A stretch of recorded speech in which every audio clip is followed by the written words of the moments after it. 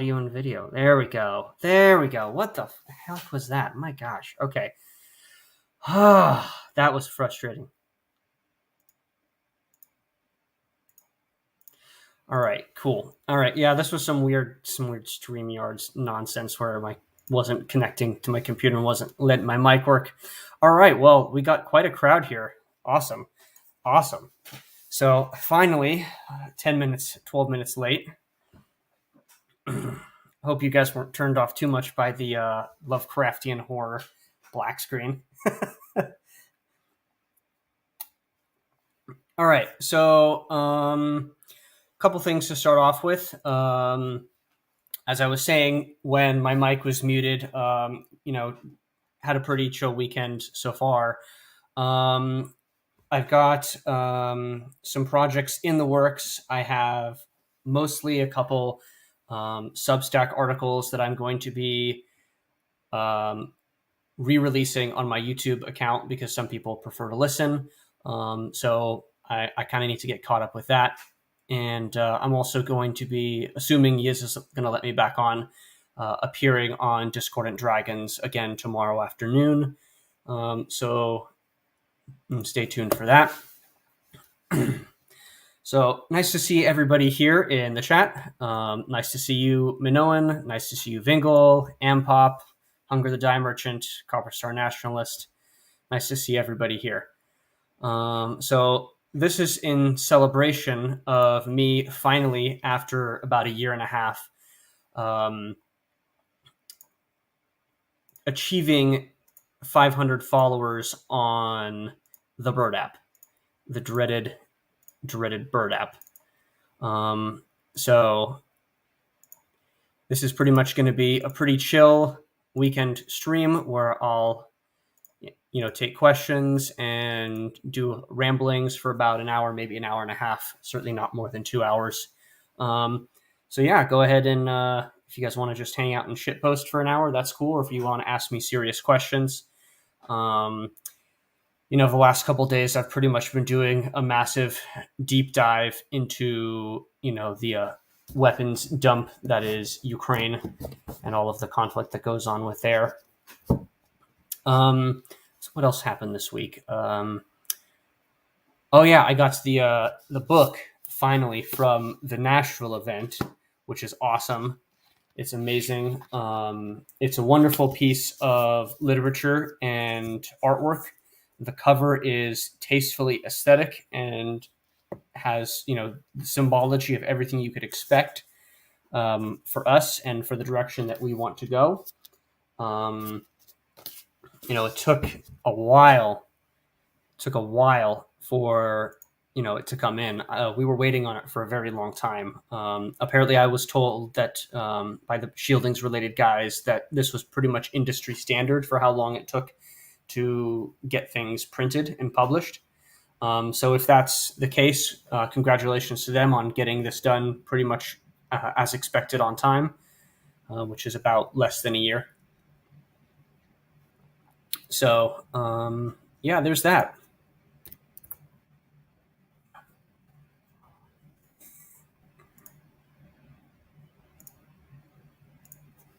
Thoughts on the Belgorod and its deployment? Let's see. Is there a Russian warship called Belgorod, or are you talking about more Belarus stuff? Oh, you're talking about the submarine. Okay. Okay, let's see. Oh, yeah. Okay, I know exactly what you're talking about now. Okay, yeah. So this happens every so often. The Russians will deploy one of their Oscar II submarines, which are one of their more capable weapons platforms. It's not their newest nuclear-capable, nuclear-armed missile submarine, but it is the most common one. They have replacements that they've been building for the last 10 years or so. But this one is, this happens every so often where they'll deploy it and, American censors will inevitably lose track of it and they'll freak out and they'll deploy assets to, some damn place in the Pacific Northwest or something. or any place in the Pacific, really, where they'll try to find it. And, they'll figure out that it was in Malaysia the whole time or some nonsense like that. So it's not that big of a deal, honestly. Like, this stuff just kind of is par for the course for the Russian Navy. As everybody knows, or if you're unaware, if you know anything about the Russian fleet and its composition, a lot of it is composed simply because Russia has many ports that are blue water, but they're Arctic ports, right? So they get frozen over during the winter, and that's not really useful for surface ships. Also, a lot of their ports have bottlenecks where they can be, seen as they exit port. So they'll just basically they invested really heavily in the Soviet era in submarines for that reason, because a surface vessel transiting through a narrow strait or any sort of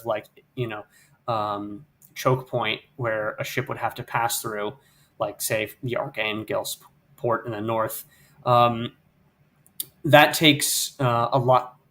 That is something where it's easier to surveil, and they don't like to be surveilled for obvious reasons. And Russian equipment, basically a lot of it is ex-Soviet equipment, so their doctrine really hasn't changed all that much. It's kind of a sound doctrine for the geography of their country and the fact that they have multiple naval assets in multiple different areas.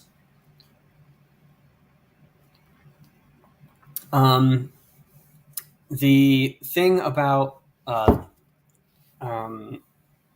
that, though, is they really, especially with their surface vessels, they usually run them in tandem. They like to attach 2 or 3 vessels in kind of a squadron-like formation, and they'll just run around with those things. Which is kind of one of the reasons why the Ukrainians were probably able to get the drop on the Moskva back in June, because the Moskva, unlike the United States Navy, doesn't operate as part of a carrier strike group with a lot of cruisers and destroyers that use the spy radar and the Aegis platform that make the Ticonderoga class and the Arleigh class destroyers so prominent and so effective at what they do. I mean, these are assets. Obviously, Aegis, if you can imagine it, is the Greek word for shield, and it's a radar shield if you want to think about it that way. The spy radar is incredibly powerful. It's an air search radar. If you pull up a picture of it on any of the Ticonderoga or Arleigh class cruisers, you'll see that there's these massive hexagonal panels, which are a slightly different color than the rest of the ship. They're like a tan color as opposed to the haze gray of the metal of the superstructure on the ship. And so that's a Spy 1 radar array. So what these radars are intended to do is they give you 360-degree coverage, constantly, because they're all fixed array. So they'll just they never turn off, right? As opposed to when you think of a normal circle search radar from World War II, which spins around every 4 seconds and gets a radar hit. Well, that's not really powerful enough for picking up inbound missiles, right? Because you'll lose track on it for 3 seconds out of 4. That's one of the weaknesses of old Soviet era warships, is that all of their air search radars, and therefore also their air and missile defense radars, are very vulnerable to missiles. They're kind of just purely outdated. Okay, so let's see. Nukes aside, do you think a general war between Europe and Russia would be a slog, or one side dominate the other? That depends on the involvement of the United States. If the United States doesn't get involved, I think that Russia has enough reserve forces where that would pretty much be an even fight between assuming all of the European NATO affiliated nations get involved, which I kind of doubt at this point. I don't think that Europe is united. It's never been united except without the external pressure of the United States. So I really don't think that it would be a slog with Russia dominating everybody else. I think that it would be more equivalent, assuming all European powers got involved. But let's see. What does the Kerch Bridge explosion tell us?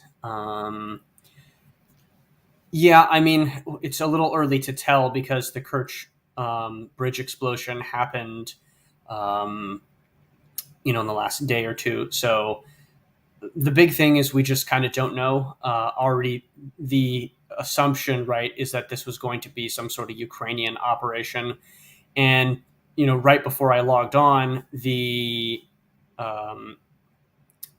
Kremlin was basically admitting this, and Putin had his little advisor telling him on camera in his little, I guess, meeting with him that basically the Ukrainians did it and they were bragging about it and it's totally them. So I mean that's the conclusions that the Russians have come to already, and maybe it's clear, maybe it's not, but I think that was given current events, that's the easy conclusion. It's kind of an obvious conclusion, and there is a problem with coming to conclusions and not doing the actual forensic stuff, which is where Nord Stream is different, in that all the Western powers everybody has already come to their conclusion of what it is, and they're all just kind of looking for evidence of who done it, basically.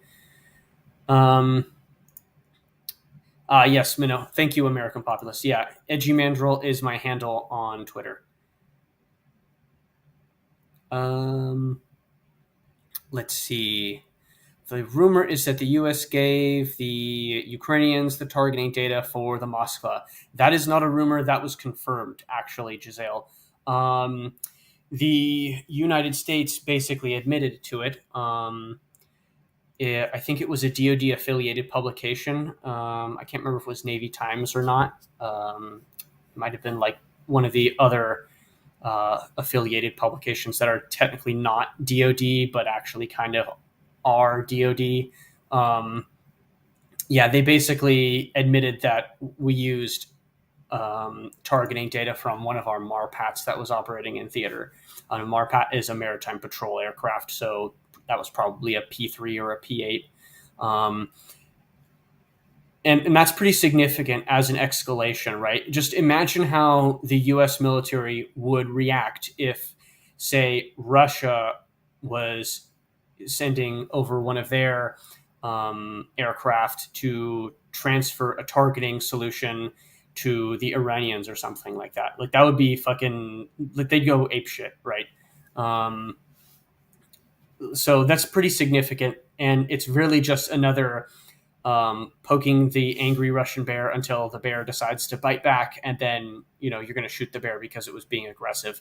And I think that's the real risk in today's world. I think that's kind of what a segment of the Biden administration wants, because they think that Putin is literally Hitler, and he's an evil reactionary who came to power after communism, and he's suppressing the leftists basically, and all the gay rights stuff and all that. And from their own narrative, they kind of need this because they need to remetastasize their position. Their position is failing. It's deteriorating underneath them, and they know it, and they need a new narrative, a new mythology, or at least a new renewing of the old mythology, which is, we defeated the evil racist Nazis, right? And so the Moskva is significant for that reason, because we gave them the targeting information for that, and that's a big deal because, and I know what that entails on a computer screen on a naval asset, and that's basically in order to fire a missile, and specifically an active seeker missile, which pretty much every nation has at this point. a mid-range active seeker missile with a couple 100-pound warhead. Like everybody has that kind of missile at this point. That's old technology from the 70s and early 80s. And a big reason why this is important is because the Ukrainians apparently used their homebrew version of this type of missile for the Moskva. And if we were to transfer targeting data to them, like the Russians took out all of their radars at that point, right? Or enough where they just couldn't probably get a targeting solution. The Ukrainian Navy was pretty much, destroyed in the first week. So you can't have any sort of radar fix from any of their small craft assets or anything like that. And basically you have to have a targeting solution, which is you have to have your own vessel's course, your own vessel's speed, the direction of your target, the distance of that target away from you, and the speed and direction of travel of the asset that you're shooting. So you need a lot of pieces of information in order to launch a missile effectively. This is a big deal for that's for us to be doing that. That's a huge deal. Let's see. Do you think the new assumption among some people now that Poland is our main ally in Europe now compared to Germany? Let's see. I'm trying to figure out what you mean here. I think you mean what Academic Agent might have been implying earlier, that Poland is our main ally in Europe compared to Germany. And yeah, I saw that Prudentialist was talking about this on Telegram earlier today as well. We have obviously been getting closer to Poland, and even under the Trump administration, right? Because it's really, I get this weird feeling about Poland that it's being or going to be used as another stalking horse for the interests of the gay. And that makes me very uncomfortable because, I actually like the Poles. I like the social conservative domestic policies that they have. But the problem is that, Eastern Europe is kind of fucked because, they all hate each other and they have lots of ethnic grievances that they're not going to be able to look past. And I think that the gay knows that and is going to use that against them, unfortunately. I think Germany's kind of fucked in the short term. We'll see in the long term.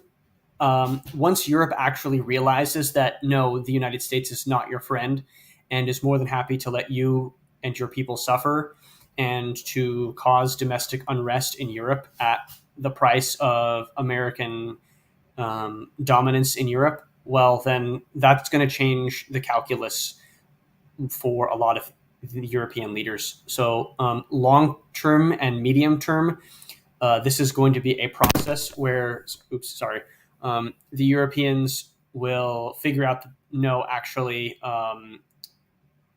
they're not our friends, and we need to get out from underneath them. And this is kind of the whole argument, right, between Academic Agent and Paul Fahrenheit on that last stream. I haven't had a chance to watch it all the way through yet, but it's pretty tedious in terms of the arguments that were being made, I felt, because a lot of this is basically, yes, Europe needs to get out from underneath the thumb of the gay. Yes, that also means that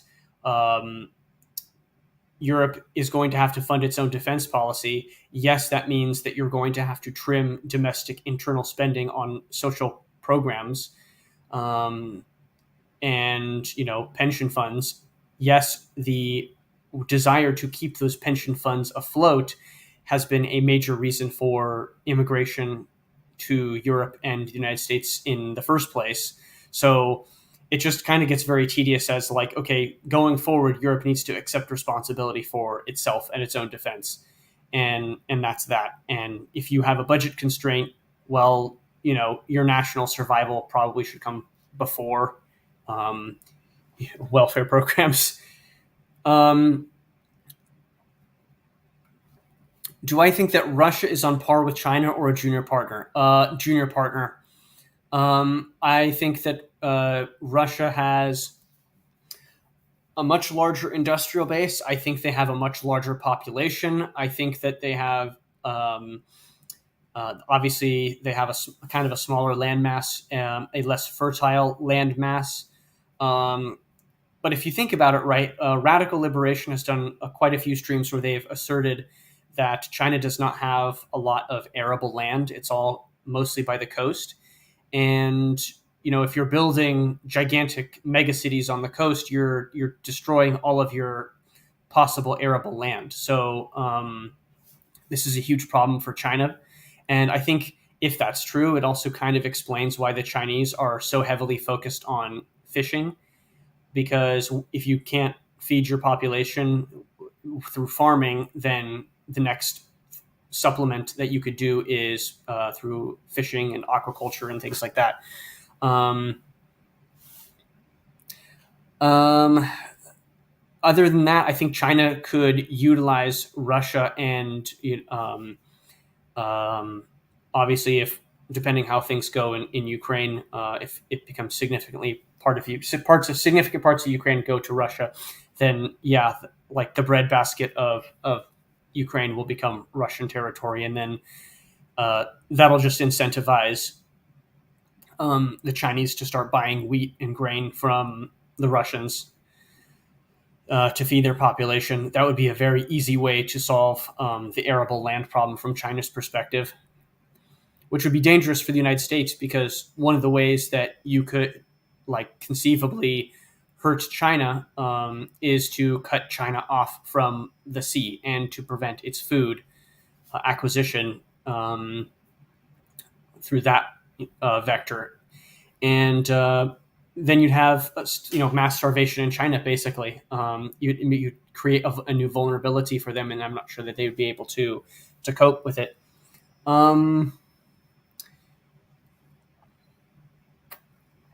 Unfortunately for the United States, China's policy with regards to its navy is very closely aligned to its national strategy. It does not want to, or does it really have the capability at the moment to begin projecting power much farther beyond the South China Sea and the regions of its own domain. Past the first or the second island chain, it becomes a little more sketchy for them, because they don't have you know, the offensive capability with underway replenishment as much as the United States does. They don't. So, in other words, the ability to refuel their ships while at sea. They don't have the infrastructure for that mostly, and they just don't have as many underway replenishment ships as we do. Um, so that's a big problem for them to be able to actually conduct offensive operations. They don't really need to do that, though, because all of these little islands that they've been building up in the Spratly Islands, etc., um, give them a lot of cover. A lot of missile weapons, a lot of aircraft on airfields and things like that, that they can use to screen their fleet in the areas that they want to project power in.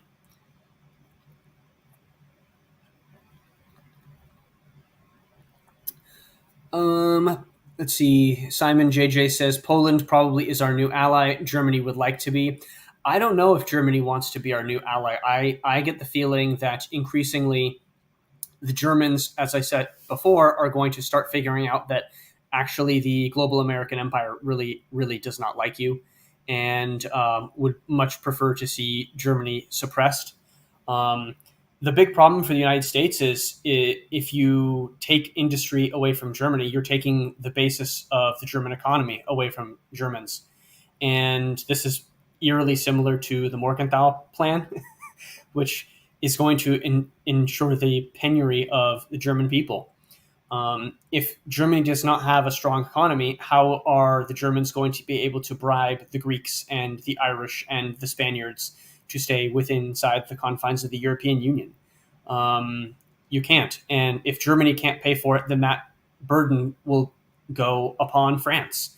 And France is not in a position to be able to do that either, and to accept the entire burden of the EU. So this is all going to come to a head in the next 10 or 20 years, I think. My favorite history book, either military or non-military. Difficult question. Very difficult. Let's see. I have a couple here on my shelf that I'm particularly fond of. In terms of recent history, I just finished reading The Horse, the Wheel, and the Language, which is a anthropological book on the Proto-Indo-European peoples, circa 5,600 to 6,000 years ago in, of all places, Ukraine and the Caucasus region. So kind of timely in reading it for that reason. A lot of the place names are the same.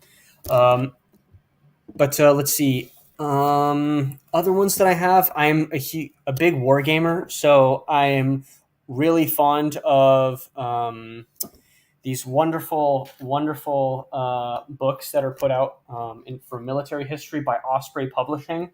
They're very short. They got a lot of picture diagrams.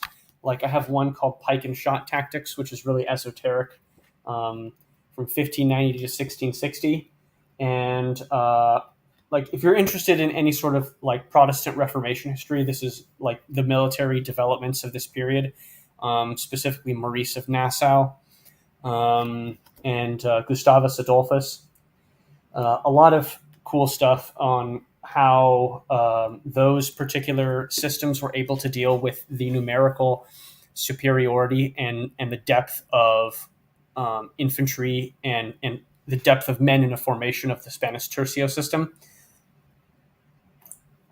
And of course, Maurice of Nassau solved that by reducing the depth in his individual infantry formations. The Netherlands doesn't have a lot of men compared to the Spanish Empire, so you need to increase your firepower along a frontage. And, the Swedes also did an interesting thing as well, where they recreated the utilization of shock cavalry, basically. So what the Swedes would do is they'd basically get within range, fire a couple volleys, and then just immediately charge into battle, basically. And just hope to break the enemy's formation through shock. Their cavalry specifically was very much willing to do this, and that was pretty much how Gustavus Adolphus chose to utilize his cavalry. Let's see, and I do have a lot of pike and shot models. Some of them are painted, kind of, and most of them are not. Let's see, what else do I have here? I have, there's another book that's kind of esoteric, Homage to Al-Andalus, which is one that I got while I was deployed overseas in Spain. I bought it in Granada, or no, wait, not Granada. No, yeah, I did buy it in Granada, actually. Yeah, in the, there's a little gift shop in the Citadel of Granada. So it's really interesting, and a lot of Reconquista history, like basically the entirety of the Islamic Emirate in the Iberian Peninsula for 700 years worth of history. And that one was particularly interesting because if you know anything about the Spanish Reconquista, it was really slow going for them, and there was a lot of infighting among the Christians, even though they were making progress, almost halfway down the Iberian Peninsula for 500 years almost. And all of a sudden, in the 1100s, the Muslims had this thing called the Taifa period, where, of course, literally, as you would expect from a multi-ethnic empire, the Arabs and the Berbers decided, that they couldn't get along anymore, and the Berbers were the warrior caste, and the Arabs were, for the most part, the ruling caste. So the Berbers got a little uppity and decided to basically the entire emirate of Islamic Spain fractured into a lot of little smaller entities, like the Christians were at that point, and the Christians basically were able to take advantage of the internal division and the fractiousness of the Muslims at that point, and got all the way into conquering Seville. And that was pretty much the majority of the gains they got in the Reconquista. And that was done like in the span of 100 years, pretty much. I think Seville was conquered in the 1230s, if I remember correctly. Um, yeah, their music is awesome, Vengel. I have experienced in I think Sevilla a what was it? They have a specific type of dance. I can't remember what it is, but like I can't remember the name of it now, but like they have a specific style of musical strategy that they dance to, and it's very energetic. And of course, they have very pretty girls dancing to it and all that stuff. And it's got the very typically Middle Eastern like sound to it. The that kind of sound. So yeah, let's see other ones that I'm particularly fond of in terms of military history. I have a biography of Coolidge by Amity Shalais. That one's pretty good. I have Jonathan Steinberg's book on Bismarck. I have Victor Davis Hanson's Carnage and Culture. One that I'm absolutely fond of is one that's kind of another obscure one called Of Arms and Men, A History of War, Weapons, and Aggression by Robert L. O'Connell, which is another interesting one because he looks at military technology through the ages. And it kind of is very blackpilling for me on the nuclear issue because no weapon has ever been successfully banned for extensive periods of time. Eventually, somebody is going to use a weapon, is going to have the temptation to use it and will use it. And this was true with the crossbow and the firearm. I think, if I remember correctly, the Catholic Church wanted to suppress the utilization of the crossbow because it was, and I think the firearm as well, because they were considered inhumane. The wounds from firearms particularly were gruesome for early firearms with that little round lead ball. Let's see. If Russia is successful in Ukraine, do you see them moving into Central Asia or Eastern Europe? Well, I mean, they already are in Central Asia with their economic union. I think, what is that called? CSTO, CTIO, something like that.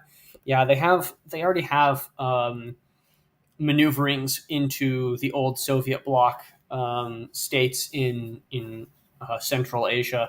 There's a reason why they're involved in Syria. That they consider that their sphere of influence. Let's see. Let's see. I hope I'm not missing anything. Let's see. Germany is an occupied nation. What choice do they really have? Not much at all, unless you're willing to request United States forces to leave. That will be a major thing to look for in the future, is if the German government officially asks the United States forces in Europe to leave. I doubt that there would have to be significant costs to do that, because obviously with American soldiers stationed in any place, there's jobs that are brought there. There are tourism, things like that, just money being brought in by USG. So there's incentives to keep them around. Thoughts on cold and hunger leading to overthrow? Seems overblown. Yes and no. If it's severe enough, I mean, yeah, the Holodomor and the Maoist Cultural Revolution are good examples of a populace not being able to do anything. I don't see the Gay having as much hard power as Mao or Stalin. It's one thing to go up against people who are literally willing to just shoot you for disagreeing with them. It's another thing to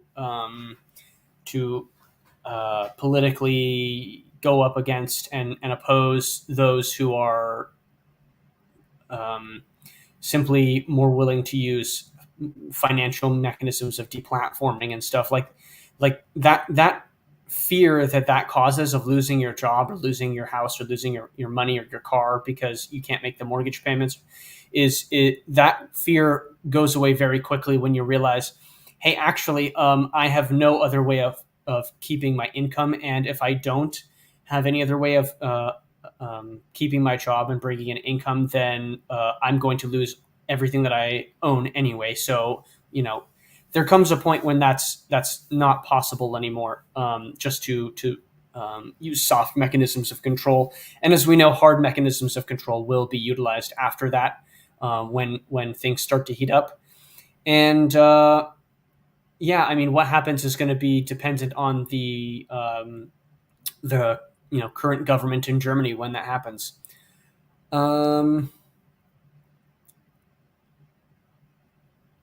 Yeah, Vinko, you're not wrong either on the Arabic angle. And of course, if you go to Spain, pretty much all of the place names are all mostly Arabic. Let's see. I mean, it's amazing how many Arabic names or how much Arabic has infiltrated into the Spanish language. It's fascinating to me. People forget Kazakhstan is 22% Russian. Yeah, you're not wrong. The Soviet Union, being what it was, used population transfer to, place Russians into places where they weren't originally, and used internal population transfer movements, like specifically with the Volga Germans.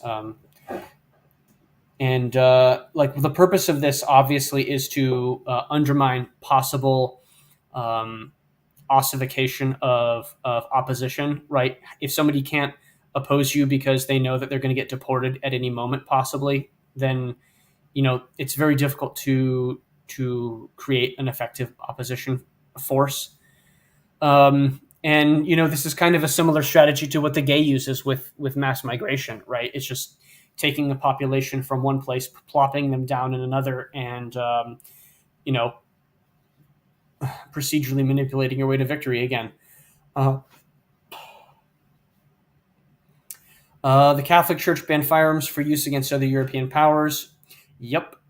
Yeah, and that's yet another point that we see time and again in geopolitics, right? Is that if you're a member of an in-group, or if you are perceived as a member of an in-group, extra privileges are going to be afforded to you. And one of the major lessons of the Middle East is that, when we learn about these, multiculturalism and things like that in our own societies, it's just kind of like, well, all right, if you're an out group, you're not going to be treated fairly. And, as we've seen with Rotherham and things like that, it's permissible to do anything to you because you're not a member of their group. So that's just the failure of multiculturalism in a nutshell. Yeah, Copper Star Nationalist says, say the Germans ask us to leave and we say no, then what? Well, that's when the rubber meets the road, doesn't it? The problem with that is then you are no longer there by courtesy, and it becomes very clear to everyone that you are there as an occupational force. Because right now we can say, well, technically we have the blessing of the German government as it currently exists. But it becomes very different if we've been formally requested to go.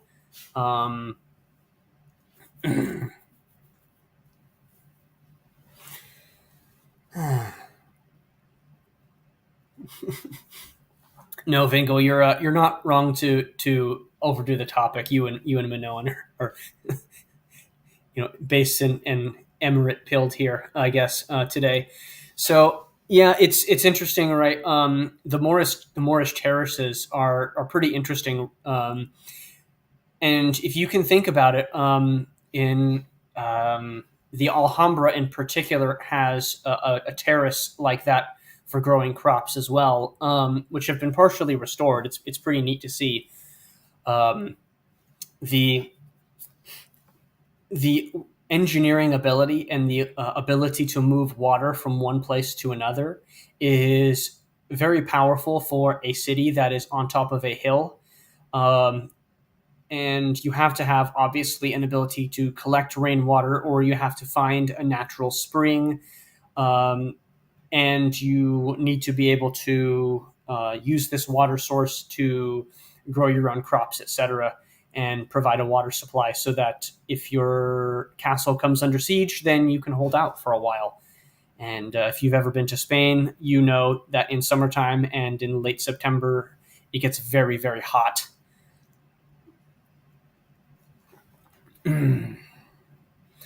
So, there's another thing too. I think there's a fortress in Eastern Europe called not Przemysl. That's the modern one. What is it called? It's really famous. There's another one that's a pretty famous one that's like a tourist trap in I think Slovenia. Um, that has an interesting, way of collecting water. It basically, it's the fortress is built with its back wall as a mountainside, a mountain cliff, and it uses the mountain cliff, which has been totally scraped away, right? And it naturally condensates on this mountain cliff, and they cut these little channels into the mountainside, and as the water condensates, it runs down into these little channels and into a cistern. So these little military innovations for water collection are very interesting to me, just because, if you don't have a natural source of water, how do you get one, right? Well, obviously they did have a natural source of water in that fortress. So just these little things fascinate me, right? Um, let's see. Giselle says the ban on crossbow guns was partly a paranoia of the peasants having easy access to low skill weapons that could threaten the power of the warrior class. Yeah, not wrong. You're not wrong, and that's pretty much the thing about firearms.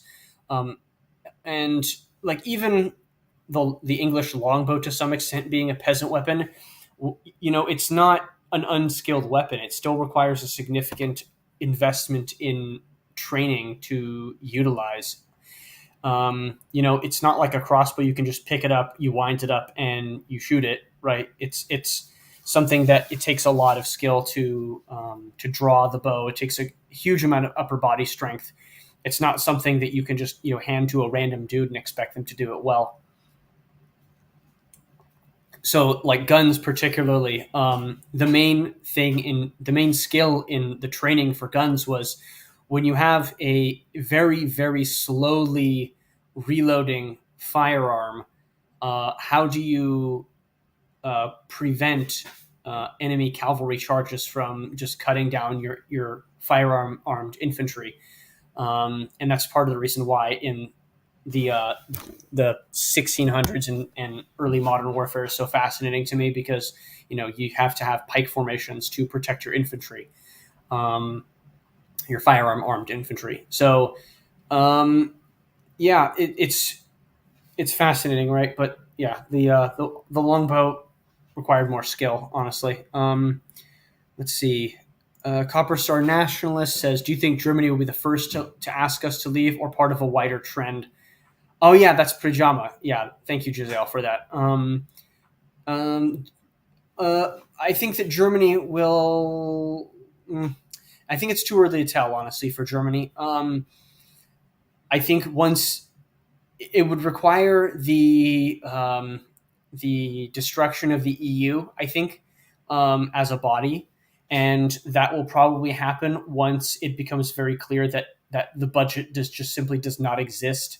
Um, for this governing body on top of every other European nation, and that will probably happen after the German economy collapses um, in the midterm, and then once the French economy and the French realize, as I said, that they are bearing the full burdens for the European Union, that's when things are going to start to get really serious for the EU. Minoan, yeah, you're not wrong. Their political class is garbage, but things have an interesting way of rolling in history. That what's Lenin's saying on that. He says, things. There are decades where nothing happens, and then there are days where decades happen. Right?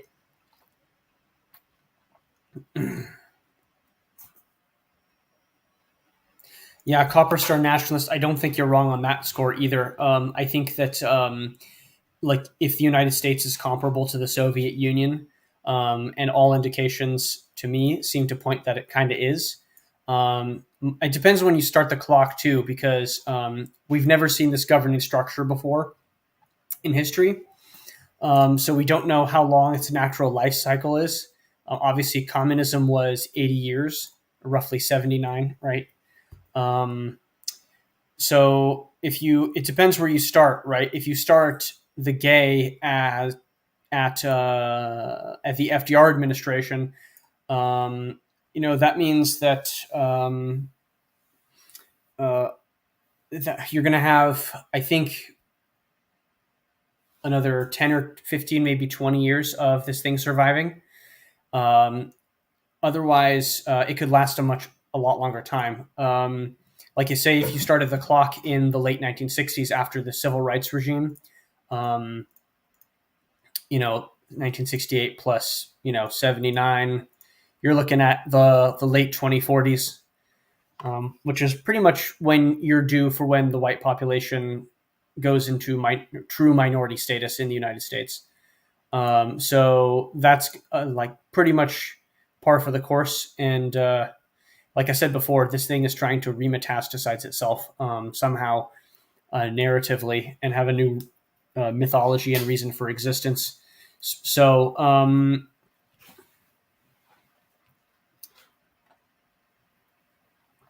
the other thing, though, is if you count, like for my clock, I'm counting from 1946, right, which is the first election, I believe, where you have a non-Democrat dominated House post FDR, right? So Truman, who's kind of more moderate than FDR was. And this is basically after the solidification of the FDR regime in the 30s and 40s. That's when I typically start the clock. If you count 1946 plus 80, well, there you've got 2026, right? And that's pretty much par for the course of what the fourth turning is saying, because the fourth turning says that, which I also just finished, by the way. It's an excellent book. It says that these 80-year cycles typically have a crisis phase, and that crisis phase, according to them, is going to last until 2025. So an important thing to understand with these things is that, like, not every communist regime just simply collapsed, right? That was a process of a couple years. Like the Soviet Union was in decline in the 1980s, right? And in the late 80s, after the fall of the Berlin Wall, it kind of started to all collapse in on itself. But like, not every communist government was gotten rid of through democratic or nonviolent means, right? Only some of them were. I think, what was it? The Czechoslovakia with it was Romania. Sorry, with the Ceausescu regime. Like those guys weren't removed through peaceful measures. Like, if you've heard the story of those of the Ceausescu family, like they got executed by their people for being communist tyrants, basically. And it's also very funny, right? You see these splits over and over again in left wing regimes. Typically, the army, and you also kind of, this was reflected in the death of Stalin, right? Too, because the army basically said, "All right, enough of this. We need somebody who's like reasonable, kind of, who's not absolutely insane." And the intelligence services have a tendency to back the regime as it always currently stands. So it's very interesting, right? And that was true in Stalin's era with uh, Zhukov, and it was true under Ceausescu as well.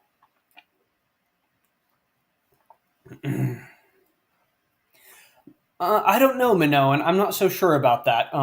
It might mean that the cycle lasts a little bit longer. Like I know Academic Agent has talked about when they did their fourth turning stream that it lasts. Our current cycle might last longer because the boomers are still in power and they're just clinging to power. So if they all of them decide, oh hey, we're going to cling to power until we're well into our 80s, that's going to be a huge problem for us, I think, because the boomers are supposed to be, there's an archetype called the Gray Champion that Strauss and Howe talk about, and basically it's just an uncompromising figure who is going to lead people to mass slaughter, basically.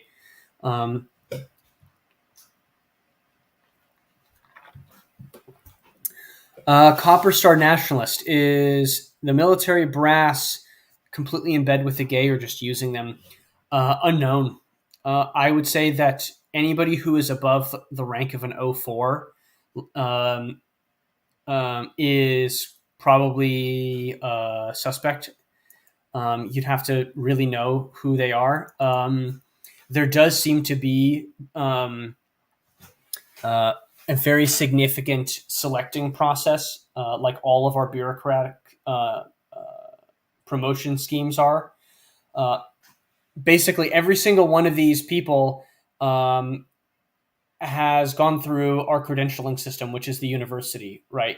ROTC, OCS guys, specifically, academy people, maybe a little less so, but obviously, as if the wokeification of the military continues, the academy will probably become the most loyal to academy graduates will become the most loyal to the regime because they've gone through that process.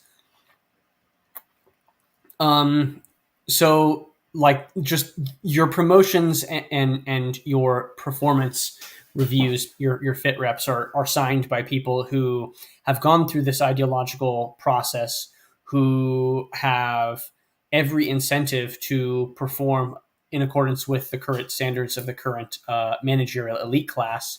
They kind of are managerial elites in and of themselves because the military is very managerial. You are literally, your job as an officer in the military or any sort of senior enlisted type is to be a manager. That is your job. You're there to put the correct people into the correct positions and to move material and bodies into the right spots where they're going to be needed, right? That takes a very managerial touch. So like just by type, that's kind of what they're looking at here. So that's an interesting point. The other thing to be said about it is, like especially the upper brass. Those guys are obviously probably selected for not just competency but also political loyalty. These are people that everybody else has to follow. Because they're the highest in the chain of command. So like any regime is not going to pick a disloyal figure. And the loyalty of these key figures is going to determine on whether or not the military decides not to back the regime or whether it does. Mm-hmm.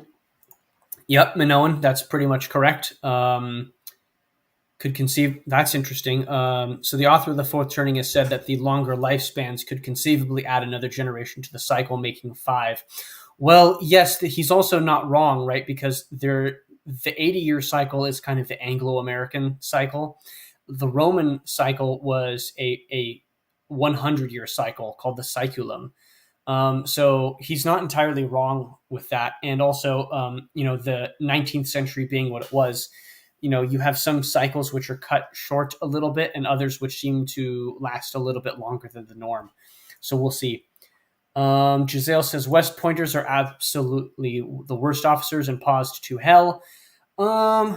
I haven't met many West Pointers. I know Naval Academy graduates, and my take on a non-Naval Academy person is that they are either shit hot or they're dog shit. There is absolutely no in between. They're absolutely either people who are worth their salt and they're the best officers you've ever seen, or they're people who are like, decided probably 2 years into the academy that this just wasn't for them.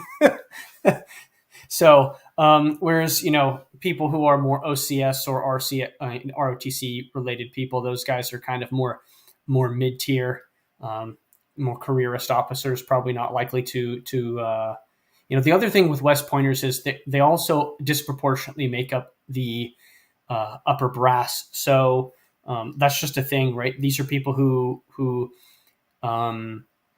they wanted to join the military as an officer very early on in their life. They probably did maybe high school ROTC or things related to that, perhaps.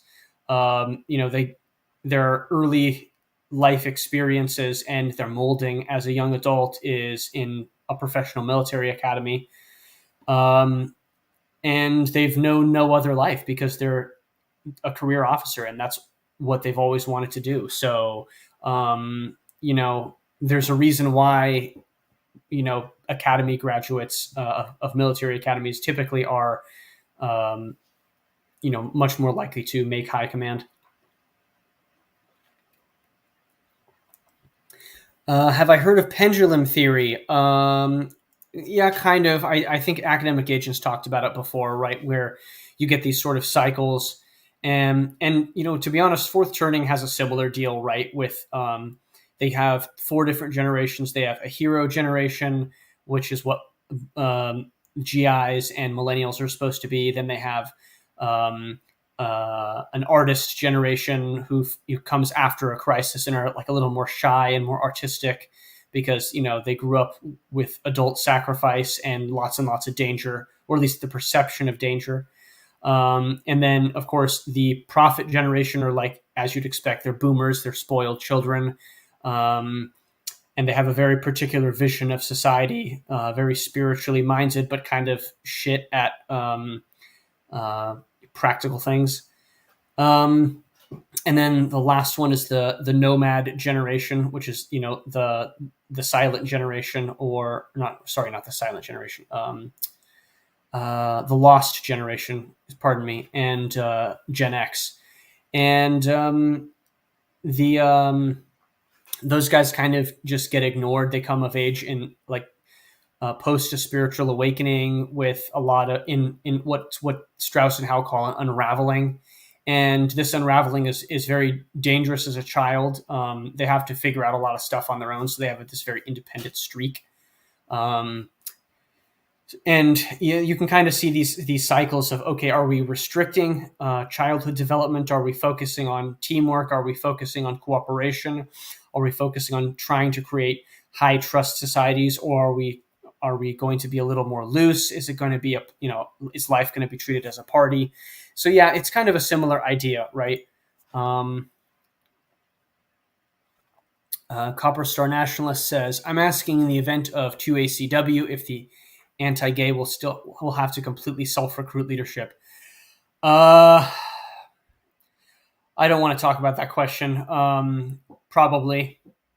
I think one of the reasons why you're starting to see woke penetration into the military is because that was one of the last conservative institutions that was, where good people, especially more conservatively minded white men, were in positions of power and authority. And with the conquest of the military academies, it means that you're going to have ideologically loyal people in positions of prominence in T-minus 20 years. So clock is ticking. Not sure about other branches, but the Army pointers move up largely due to in-group preference. Yeah, you're not wrong. The academy dudes are also are disparagingly called, ring knockers because they always have a ring on their finger from their academy, and they'll use the ring to knock on the the edge of a door, right? So that's interesting. In not really my experience, mostly for me, academy graduates are pretty decent people. Like most people in the military, just kind of want to do their job and do it well. Um, you know, whether that happens is another is another conversation. But yeah, and yeah, pendulum. I know that, Minoan. Yeah, and it's interesting, right? And it actually kind of gives me a vision of the hope, a vision of hope for the future, because if you can predict the way that generations will go, you can be ahead of the curve. You can set the narrative if you're smart, if you have control of media sources. You can direct the flow and the direction of the tide of history if you want. Um, so that was one of the reasons why I find the fourth turning and any sort of cyclical theory of history very fascinating. I think a great tragedy that you could have is if you happen to be on the opposite side of history. And what I mean by that is if you are out of accordance with whatever the current cycle happens to be, if you're acting out of accordance of time, if that makes sense. If you're acting out of accordance with time, then you're just going to suffer tragedy, because you're going to be trying to push for things that are not feasible in current year. So if we're really smart about this, we would understand that the Zoomers, being an artist generation, are one of the ways that we could create power, because we can use them to create art. I myself am a millennial, so my instincts, if you want to put it that way, as a member of a hero generation, are towards creating new institutions, creating order out of chaos, the desire to be part of a greater whole is something that I've definitely had pretty much my whole life.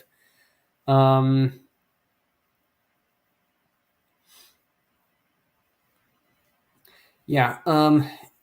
And also the next generation. This is why I think actually the pagan versus Christian debate, we could use this, um, not just in terms of like kayfabe, but keeping things firmly within a spiritual framework. If the debate is not on whether we're going to be atheist materialists, or whether we're going to be spiritualists, like the 1960s were. Um, uh, the next one could be whether or not we are going to be Christian or pagan. Basically, I think if we take power, um, if we have any sort of cultural control, I think that would be a way that we could affect the next generation of prophets. And of course, there's going to be conflict, but would you rather conflict happen on your terms, or would you rather it happen on an opponent's terms? Right, if that makes sense.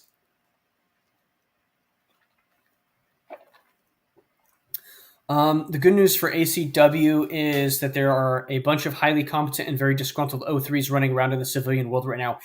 Absolutely. And if you're somebody who didn't serve for a particularly long period of time, and like, for example, the Confederacy in the first ACW, there were a lot of officers in the Confederate Army who were extremely competent people, but had absolutely no military experience, like in the case of General Bedford Forrest. You also have other generals who, like General Lee, who is like the best Confederate general, arguably, at least in the East. You Most famous one, definitely. There, he was a colonel I believe, either a major or a colonel at the start of the war, and in the U.S. Army, Even though he was offered a position to command, would he have commanded an entire army under the U.S. military? I'm not so sure. I think he would have been. I can't remember what command he was offered by the U.S. military when he was, chose to side with Virginia over the United States. But uh, the there's a lot of people who, if you wanted to talk about going from low status or mid status into high status, this is one of the ways that you could do it to generate power for yourself, right? You still have to contest for power. You still have to win a battlefield victory. But if you win that victory and you have all of these people who are military officers who went from basically zero status or into like mid-tier status, like a NCO, or went from a sergeant and is now being promoted to lieutenant, because what the Germans did when World War II happened with their Weimar era army.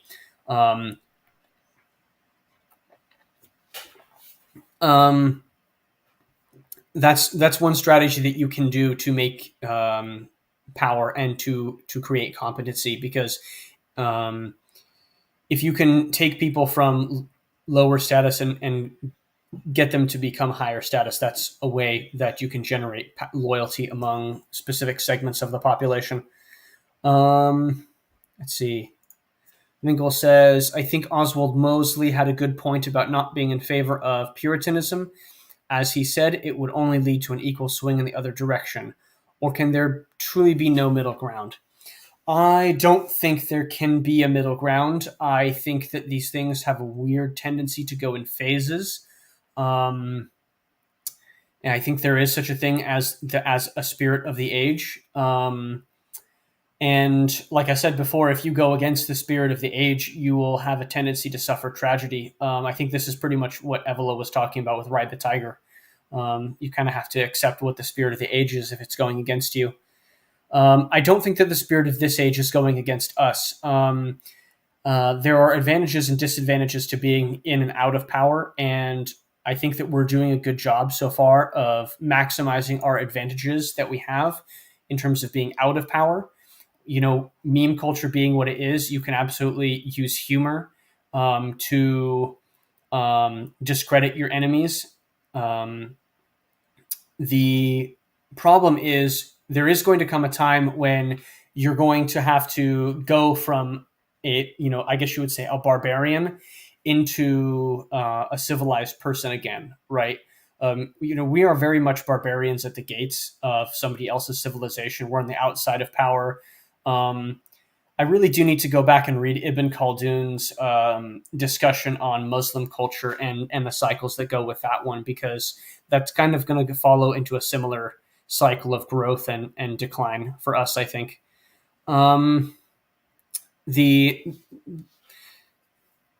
The morality of all of this stuff does have a tendency to go in cycles, and I just don't think that it's going to. I don't think you can really change that. Sorry to be so black-pilling, Finkel. You just kind of have to roll with it. Minoan says, feelings on a new axial age. We seemed to be primed for it. I'm not sure what the term axial is. Let me look it up real quick. Is that like a horoscope thing? Oh, okay. Let's see. Okay. Carl Jaspers. Okay, this is something I'm totally unfamiliar with, Minoan. So I'm afraid I can't answer your question. I'd have to do some more digging. This is a philosophy that I'm totally unaware of. So is that Carl Jaspers? Okay, let me look at that later.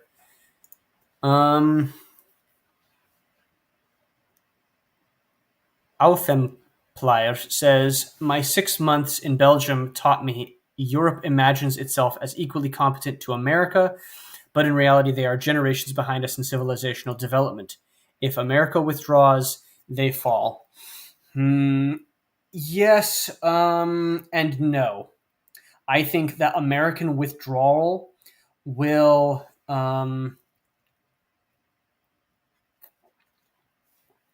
Oh, Cringe Walker. Cringe Walker, why are you under a different name in Avatar? Deeply subversive, Cringe Walker. Deeply subversive.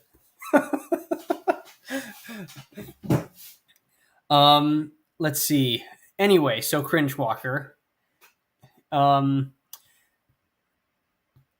I mean, what do you mean by civilizational development? If you're talking about spiritual vitality, yes, the United States. I think I would agree with others in our circle, like Paul Fahrenheit, that the spiritual vitality still is something that the United States retains for the moment. Like when the population becomes majority non-Christian, if it ever does, that might change. But uh, you know, Europe is kind of fucked in that regard.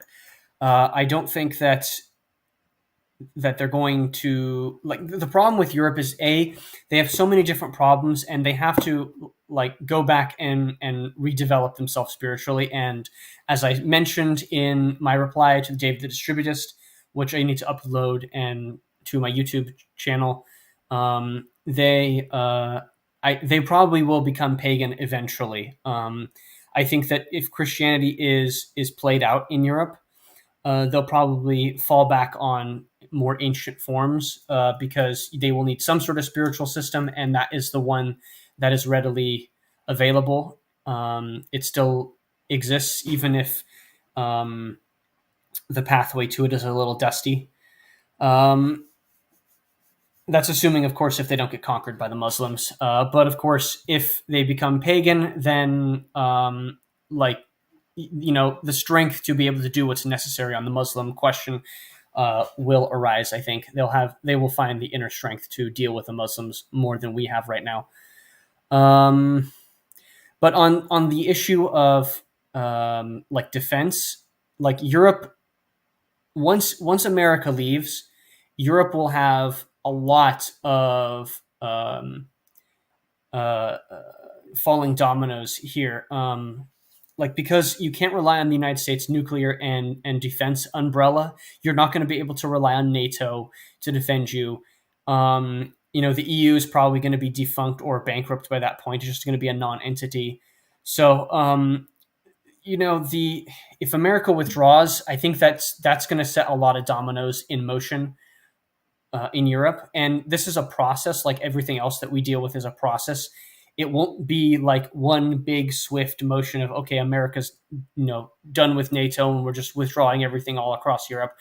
It'll probably be one country at a time. Um,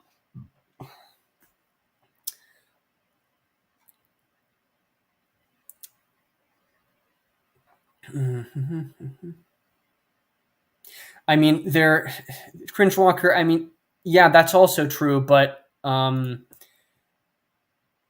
they will find the strength to be adults again. American withdrawal will mean that like they will find how to be an adult. It's going to be not a pretty process. It's going to be kind of ugly, I think, in a lot of ways. But eventually, yes, it will. They will restabilize. They will find their strength again.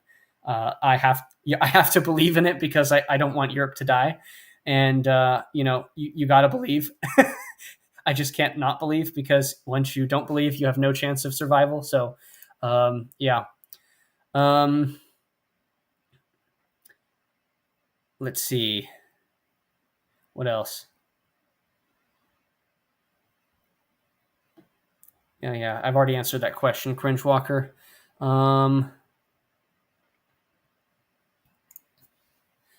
Not just nuclear protection, but also logistics management, cybersecurity, software, and specialty stuff like that. Yep. Yep. Okay, Minoan. Well, I'm glad I'm answering your question in a very roundabout way without knowing it. I'm glad that I'm subject matter expert, that I'm just dangerous enough to answer questions to which I don't have the expertise to answer. I had many people who had some funny sayings. Like you guys wouldn't believe. The military men have a very interesting way of talking, and they have a very dark sense of humor for obvious reasons. So there's a saying, you know just enough to be dangerous, whether it's to yourself or to your enemy. You know, so I guess I know just enough to be dangerous here.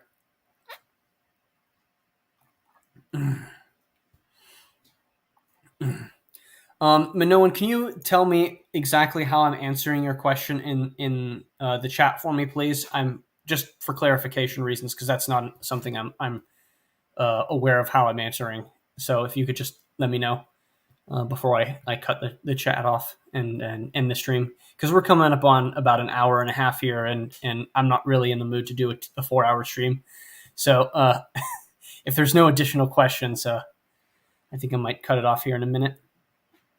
But if you could, Minoan, just please type what you mean in the chat for answering that question.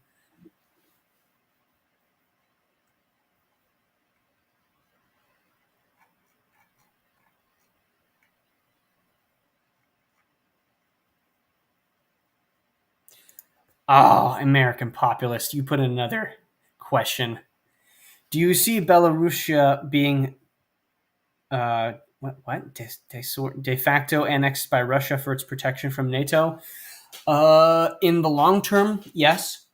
Like, I don't know if you saw today, but there was footage on Telegram of the Belarusians moving some of their T-72 M1s on on trains towards the Ukrainian Belarusian border. That's an interesting question, right? I think I don't think Belarus is going to get involved in Ukraine militarily, to be honest. I think what that is more likely to be Belarus is kind of just saber rattling to force Ukraine to keep troops closer to Kiev and towards the Ukrainian Belarusian border, and thus prevent Ukraine from taking those troops and sending them to Donbass or to the Crimea. Which is a legitimate strategy, right? It's a way that you can get your friends to help you without or to help you indirectly, and not if you're not going to get direct military assistance from them. I've been doing a lot of deep dive on the Ukrainian weapons, and like I told Praise of Folly yesterday, I think the Ukrainians are probably receiving far more in aid than is being advertised. I'm already seeing New York Times headlines being passed around about private military deals to the tune of $30 million. The interesting thing with that is, like, how do you get around weapons embargoes and how do you make that legal? I have a feeling that that's probably being done mostly legally. And just look at how many T-72s are out there in the world, right? There's hundreds of that weapon platform. Even in Europe still there's quite a few. Like Poland, I think, still has about 100. I honestly think that Poland gave all of their T-72s to Ukraine and not just the 230 that were advertised, because why would you keep them around if you're getting rid of them? Because you're going to buy the modern NATO compatible stuff anyway.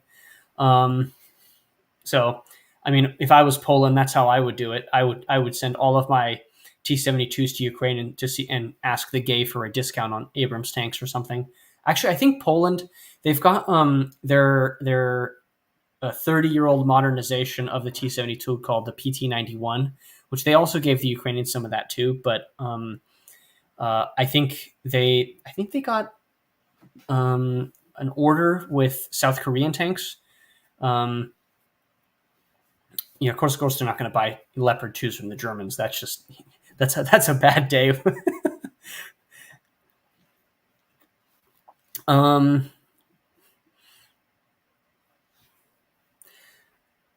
So, I mean, there's a lot of meat on that bone in terms of even just old Soviet weaponry. And there's a lot more that the gay can do in terms of purchasing or like directly purchasing from NATO affiliated allies. Even like Greece has a lot of very old, Cold War era American tanks. Like they have a couple hundred. Like Turkey as well. Like they have hundreds of M48 and M60 tanks. And I'm just thinking to myself, well, the Slovenes just gave the M55S to the Ukrainians. They gave them 28 so far. And that tank is interesting because it has the NATO compatible 105 millimeter gun. Like the M55S was actually modernized by the Israelis of all people. It's just like, of course the Israelis would be, modernizing Eastern European Soviet weapons, of course. And because it uses the 105 millimeter gun, well, now also you need to give the Ukrainians 105 millimeter ammunition. Well, okay, who else has got tanks with 105 millimeter guns with NATO compatible ammunition? Oh, look, Greece has 105 millimeter cannon armed tanks. Oh, look, Turkey has Cold War era 105 millimeter armed tanks. So it's like, I just wonder to myself, right? There's a lot of weaponry out there that the gay can draw on if it really, really wants, to flesh out the Ukrainian forces. Like pretty much this entire armored drive that you see going towards Kherson and to Liman is like the entire thing is basically armed, American funded, American equipped, clothed, fed, etc. Like if it wasn't for NATO and the United States, I mean, like they wouldn't even be making these offensive drives right now. Like they just wouldn't have the mobility, they wouldn't have the equipment. Maybe they'd have the arms to give all of their guys AK-47s and stuff, but it's just after a point, heavy equipment just you need it to move, and if you don't have armor and artillery, you're not going to be competitive on a modern battlefield. There's just no.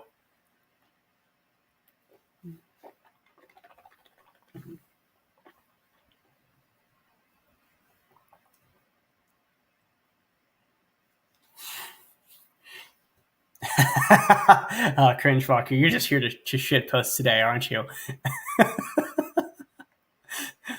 Yeah.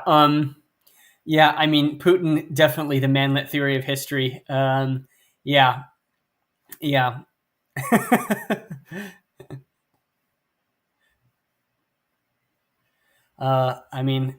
Like that's the question, a cringe walker. I mean, it's interesting because I thought for sure that Nord Stream 2 was going to drive the Germans into the United States' camp, and the United States was pushing for Germany to give more weapons, right?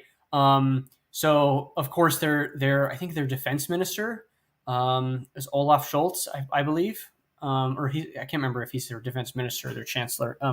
Anyway, basically he's the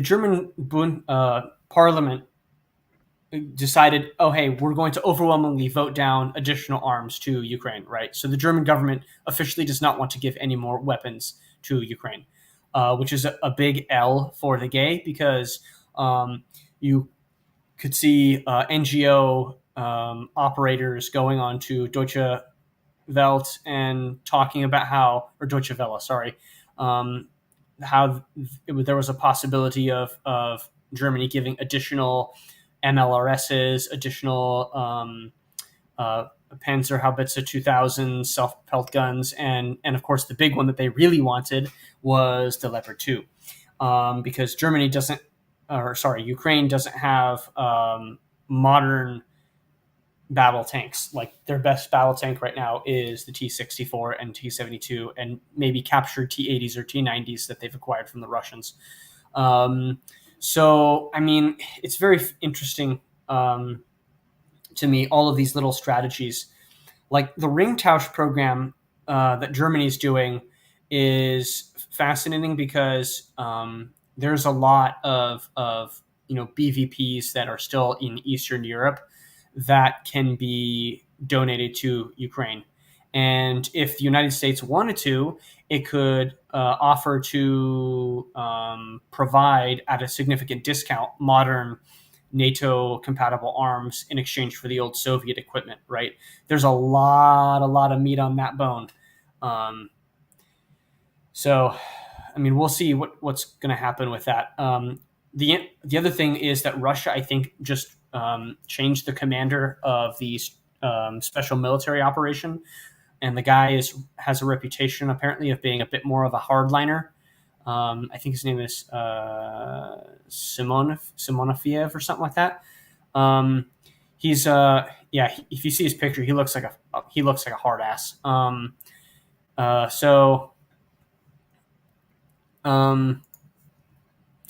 It's interesting how the Russians are going to respond to this, because obviously with the escalation on the bridge in Crimea, I don't think they're going to hold back anymore. Like, it pretty much comes down to the fact of what Russia's strategic objective in this is, and we don't exactly know what it is. I mean, like, we've speculated on whether it was simply regime change and getting Zelensky to admit the Donbass separatist republics existence.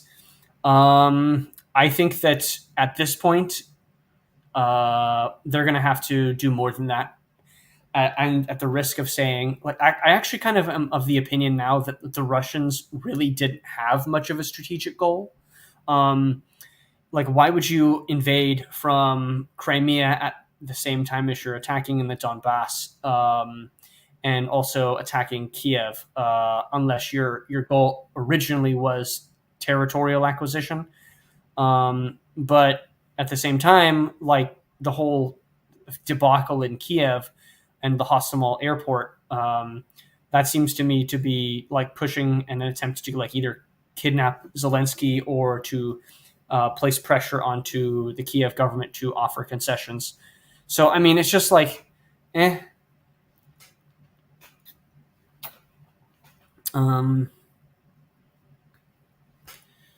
like, it just depends on what Russia wants to do here. I think, honestly, considering the territorial gains that they've made already in the Donbass and the Crimea and Zaporozhye, I think that they will probably escalate heavily. I think that they have every reason to, and considering the NATO arms dump, if they want to like stop NATO from dumping additional arms, you need to start, like, crushing the Ukrainians, like, absolutely just crush them. And if Russia brings in, their usual increase of their active duty armed forces by 137,000 and their 300,000 conscripts that they're bringing up, like, even if it's just conscripts that are getting sent to Ukraine, like, that'll be enough to defeat the Ukrainian army, because, like, Ukraine's heavy equipment is not as numerous as they would like it. They're already complaining about the fact that they don't have enough artillery guns. They don't have enough, as many shells as they would like for those guns. And if Western aid begins to dry up, well, that's a huge problem. And we're already starting to see, like, Western provided weapons and equipment getting knocked out. Like, just today, I saw another Turkish Kirpi MRAP that got blown up. The Russians captured one this last week. You're seeing YPG 765s provided by the Netherlands get knocked out. You're seeing T-72 M1s, which were obviously provided by Poland, and the rest of the Soviet bloc countries get knocked out. There's just a lot of provided equipment that the Russians are chewing through. And what happens to the Ukrainians when you don't have any more tanks, you don't have any more mobility vehicles, you've lost any sort of semblance of mobility, you don't have enough artillery, you don't have an air force, your navy doesn't really exist because it got knocked out on day one, and you can defend Odessa only because the West gave you Harpoon missiles. and the targeting data for it. It just, it's the Russians need to just crush the Ukrainians and destroy their army basically, because you need the ability to send a signal to the West that providing additional arms is not going to be a sound investment. There's going to be zero return on investment for the West, basically. Yeah, and Cyberpunk Internal Affairs, you're absolutely right. Well, the point of eternal arms, if no new forces to wield them, I mean, like Ukraine has, 5 million, 7 million people that it can draw on for conscription. So the eternal arms is, and just thinking of this the way that the foreign policy blob in DC is thinking about it is, oh, hey, this is a very easy way to attrite Russian combat assets at an extremely cheap price in both lives for the United States and NATO, as well as a cheap price in terms of the arms that we're giving to Ukraine, right? We're not giving them modern, expensive stuff for the most part. We are providing them in small amounts, but most of the equipment that we're giving them, like the M777 howitzer, is a piece of equipment that the United States is planning on phasing out in the next 15 years. So this is not equipment that we were planning on keeping around necessarily. The M113 APC is an asset that we've had since Vietnam. All of these, I almost view this whole conflict as the Cold War that never actually was. We have so many of these Cold War era weapons, and they're just getting dumped into Ukraine because somebody thinks, oh, hey, we have all these operational pieces of military equipment. Let's use it for at least some geopolitical purpose. And we never actually got to go to war with the Soviet Union. So let's just use it, to trading T-72s. Let's see what else here.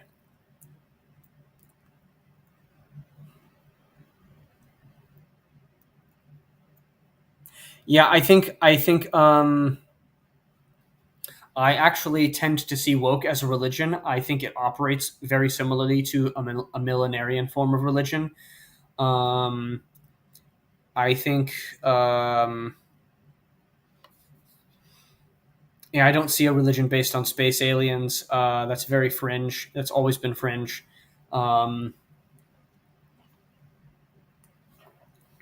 doesn't Giselle, it doesn't really matter that Russia can't field modern main battle tanks either. We haven't seen Russia using the T-17 Armata tank yet in combat. They've obviously brought in small numbers comparatively of T-90s, which we have seen get knocked out occasionally. But I was listening to the Russians with Attitude podcast on Friday, and basically Thursday, and they were saying that from what their conversations with Russian soldiers on the ground is, they actually like the T-90 a lot. So maybe Russia will standardize on the T-90 going in the future. But I don't know. Post Soviet Union, this is Russia. Okay, tank is tank. You have T-72, you have T-62, all same. So just armored assets are armored assets. These things are a dime a dozen for Russia. So seeing Russia lose 6,000 armored vehicles is not really concerning to me, considering that Russia has in the inventory and total in storage, they have tens of thousands of T-72s and even more of the BMP variants. Just incredible numbers for these things, right? Yeah, Cringewalker, no, I don't see Russia doing a nuclear warning shot. I think that Russia has the conventional capacity to win against Ukraine, even with Western arms. I think that even though there's still a lot of arms to be provided to Ukraine, there's going to come a point where the West cannot give anything else financially to Ukraine, right? Because we're basically just funding their entire government, right? We're funding their entire government. They don't have the GDP. They started this war $2 billion in debt. So they how are you going to pay your soldiers without Western money? Like the time that the West is giving arms is drawing to a close, right? I don't like. I think the intention of this was to be like a new form of lend lease, but we're not even giving them our newest, latest, greatest stuff. We're just giving them stuff that's like 50 years old that's been sitting in the storage unit. Um, let's see. American Populist says, do you think this new ship built by Turkey for Ukraine to be based in Sevastopol is just saber rattling? Well, I don't know. Basically, what the West is trying to do is to restore any and all capability to Ukraine, right? They obviously are focusing right now on armored assets and on artillery, which is what Ukraine needs to fight a war in the Donbass. Um, they they also tried to give the Ukrainians some kind of aerial surveillance, some kind of air force. I think Germany was also planning on giving Ukraine NASAMS, which is the modern NATO capable. I think Spain was also planning on giving their version of air defense missiles as well. Um, Basically, they're just trying to restore capability to Ukraine in whatever way they can, because the Ukrainians have lost a lot of stuff, right? They lost their air defense missiles and radars in the first week, right? Their air force pretty much got neutered, and their navy was neutered in the first week. So obviously, this is a big thing with the Moskva sinking, right? They gave them targeting data, and now they've given them ASCMs with Harpoon, and now they're giving them small craft and ships and things like that, because any capability, any restoration of capability, of naval capability, whether it's air capability, whether it's tanks, whether it's artillery, like anything is better than nothing. And like just trying to get them to have any sort of ability to fight back. Yep, Cyberpunk Eternal Affairs. Yes, absolutely. I call this the weapons truffle shuffle. I don't, because you're just literally just shuffling weapons across Europe, and it's like playing a shell game, right? Like especially with German Ringtausch, you're just literally taking assets here, giving them over here, taking another asset. It's literally like a triangle trade, basically for weapons.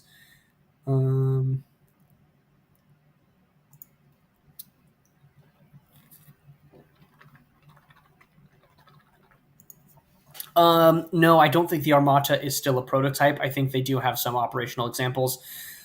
Russia always, always, always, especially even following the Soviet Union, has a lot of trouble with its high tech tanks. Like the T-64 and the T-80 were supposed to be Russia's high tech tanks for the Soviet Union. The T-72 and the T-62 were obviously like the low tech stuff. They have always, for the past like 50 years, 60 years, 70 years, have trouble producing more modern armored vehicles and replacing them. Like the mainstay of the Russian army is still the T-72 for a reason. It's just because they have like thousands of these things left over from the Cold War. And because producing, they have all the tooling, all the machinery, they've upgraded it significantly to deal with modern threats in the last 30 years.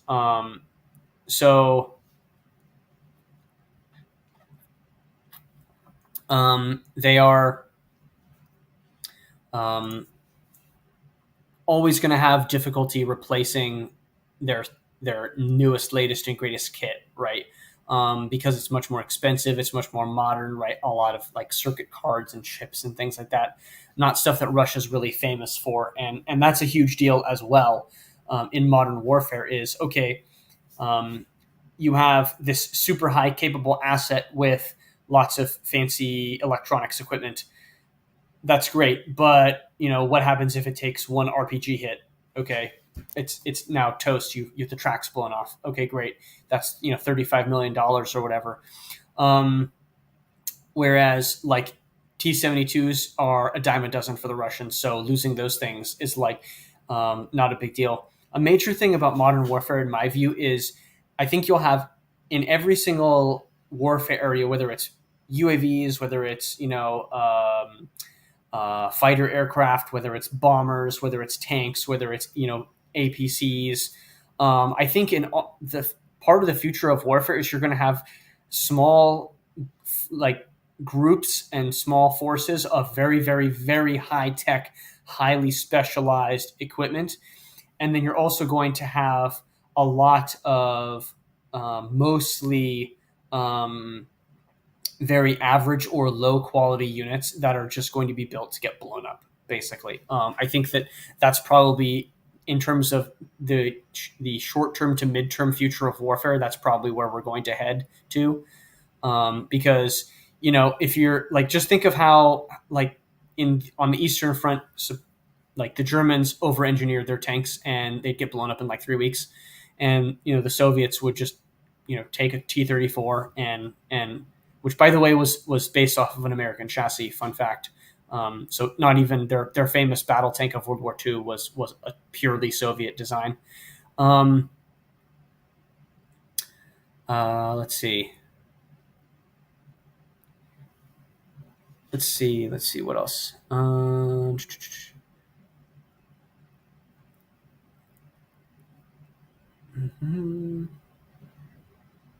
Vingel says apparently Ukraine is continuing to shell Europe's power plant in Russian-held Zaporozhye, bringing it to the brink of meltdown.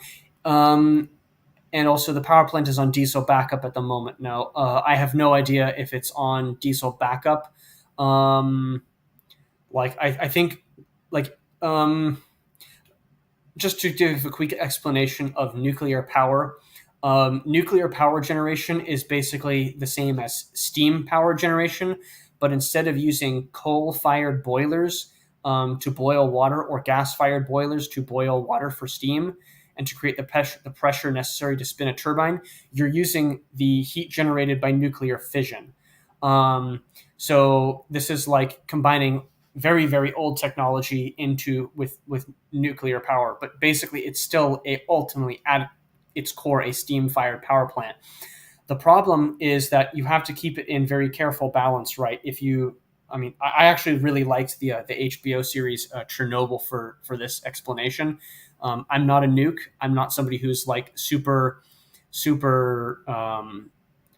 well educated on nuclear reactors or anything like that, but I know a little bit because I understand power propulsion.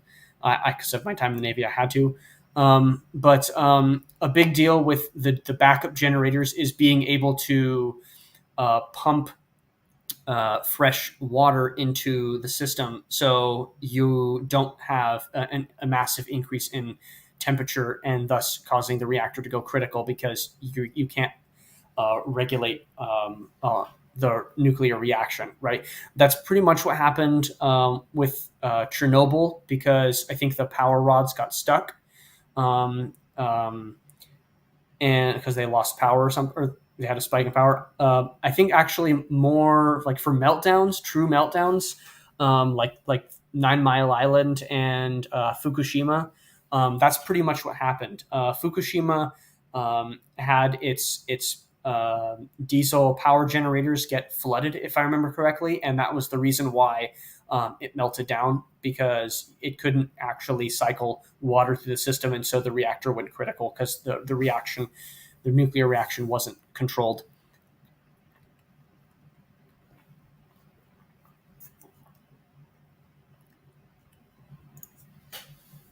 GSL says why. I'm not sure what that is in question to. Unless you're saying why, let's put it in the most dangerous configuration possible. Well, welcome to USSR, comrade. It's like Romy Armada. Yes, that is correct. That's what the show depicted. I'm sure. Some, like, as far as I know, that show was fairly accurate. There was some artistic license, especially with the female character of Dr. Komich, I think was her name. which is, of course, that was a concession to the SJWs who actually filmed the show. Because they wanted, oh, I want like a female representative of, like, that is like the representative of all of the scientists and everything. And it's like, okay, great, I get it. You want a female character, but you didn't really need to put in a female character, but you put in one anyway for social justice reasons. I get it. But yeah, that show was absolutely great in terms of like the bureaucratic process and seeing just dysfunction and lying on a level. Like any sort of organization acts like that, basically. Yeah, Vingol, you're absolutely right. Yeah, they turned three dude scientists into a lady because we have to have a girl boss, of course. I love that series so much. I watched it like twice in a row, and then I had to watch it with my folks, and I had to get them to watch it because it was just so good. I'm actually of the opinion that the future of entertainment is probably going to be in that format of series and TV, um,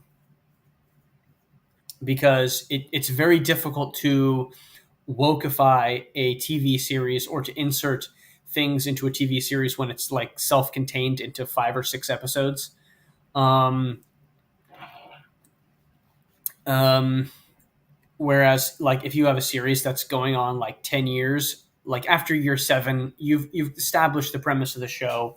You just don't have any more ideas. Like you're going to jump the shark at that point, and you're going to wokeify things and just make things ridiculous. So my opinion is that like these self-contained little hits of culture are awesome. Um,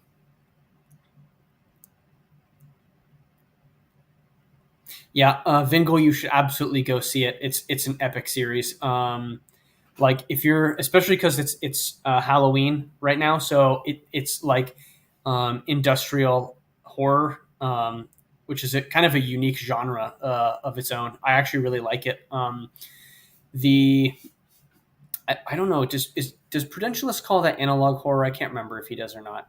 That's his word. I don't even know what it means, but that's his favorite, I think. But yeah, it's a good series to watch on Halloween just because like the radiation and the machinery itself is like the monster. So it makes her a really really good horror movie.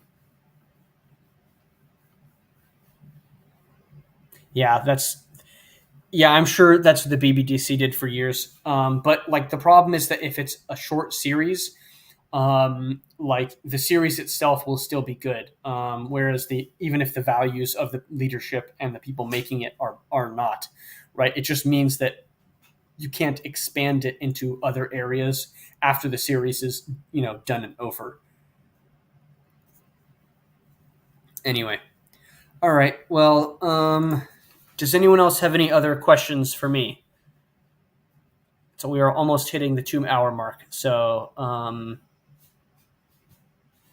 if anybody has any other questions, I'm probably going to log off here in the next couple minutes. So,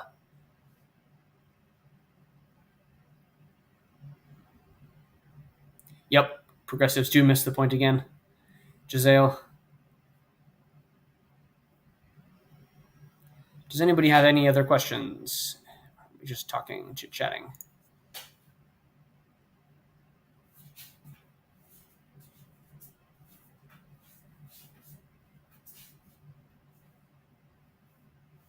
We give us another couple minutes here. I did cheat you guys of like 7 minutes at the beginning, so I'll hang out for a couple more minutes so you get your time. Romy Armada says, read any David Irving. No, I have not.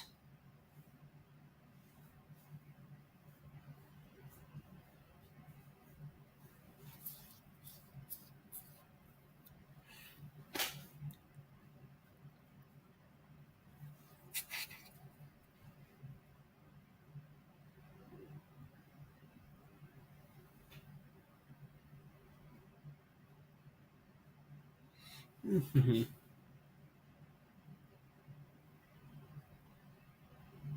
What's up with Uzbekistan being more pro-Western? I have no idea what's up with that. Honestly, I kind of am ignoring Central Europe at the moment, so I can't really answer that question.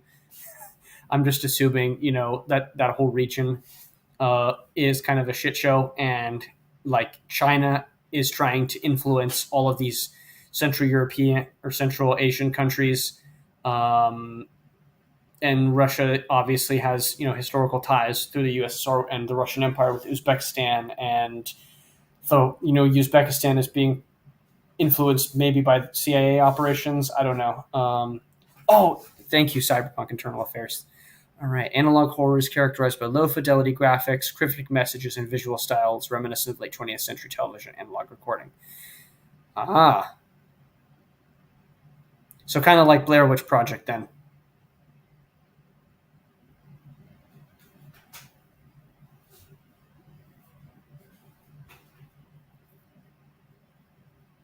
Interesting. I mean, yeah, Chernobyl is good because it kind of also has that, I guess, almost a similar thing, right? Because all of the technology is pre-digital. So, like, when you see a bunch of dudes who have to go into the irradiated water and turn off the valves, right, to stop the water flow, I mean, that's a pretty big deal. It just like reminds you of all of these little processes that are automated now, or are computerized, or are like controlled in some way. These used to all have to be done by people. So, like, just imagine on like an old battleship or something, or like old industrial processes, like how much people would have had to work to make things you know goo to make things goo.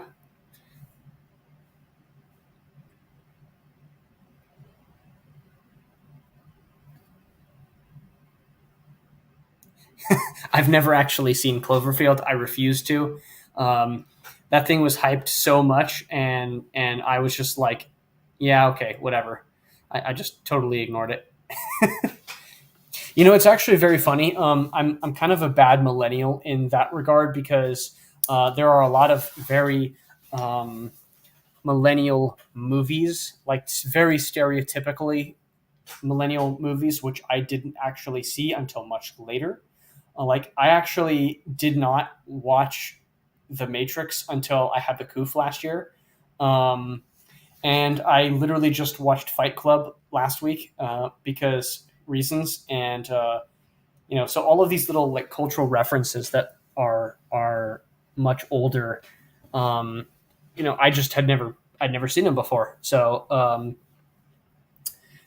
it's interesting though, because I actually got a big kick out of Fight Club, because it's got a very like the dialogue is very much what you'd expect from circa 2000. So it's funny to see that as a throwback, as a millennial, just because like Zoomer dialogue is very uh, you know bad. I can't stand it. I hate Zoomer dialogue. I hate the bus and no cap for real nonsense. I'm just like, oh no. Um, I have watched American Psycho. Yeah, American Psycho. I watched that one just because of the meme value. I was like, I want to see this movie just because so many people reference it. Just because, well, I do it for the memes. Got to do it for the memes.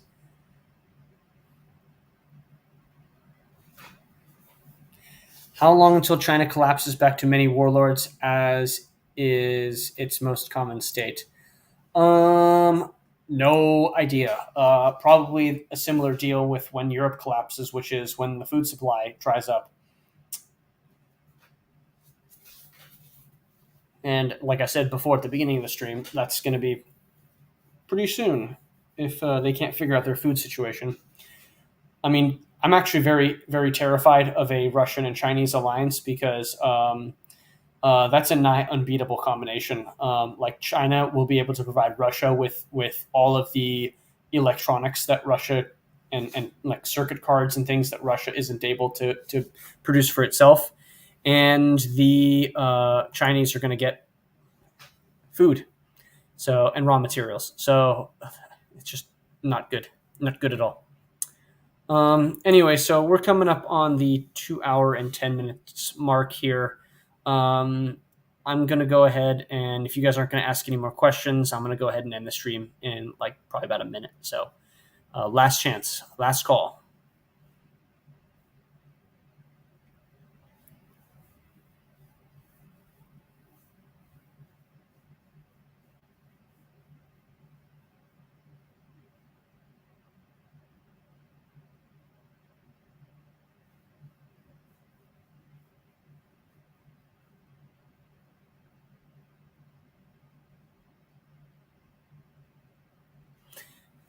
All right, and with that, I think we are going to end the stream. Thanks for all being here. I'll talk to you all later. Stay tuned on my channel on YouTube for audio uploads of my Substack articles that I've already recorded the uh, uh, the one on historical cycles and generational cycles that was already on my Substack, and then I'll probably also upload my reply to Dave the Distributist in a couple days or so, and then catch me on Discordant Dragons tomorrow as well at the usual time. So, yeah, you're all welcome. All right, talk to everybody later.